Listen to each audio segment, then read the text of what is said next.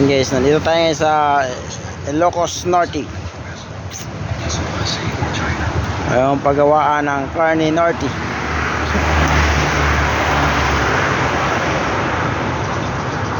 Ayan, may namimingwit guys. O yan,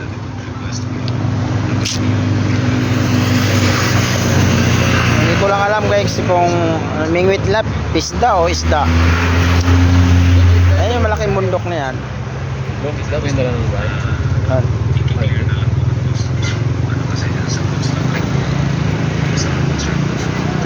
Tuso yung dala nila.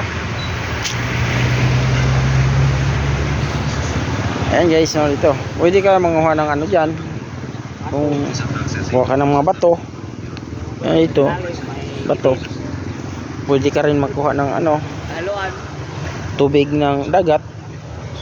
Sure ako guys, yung tubig ng dagat guys, sure ako dyan 100% maalat yan.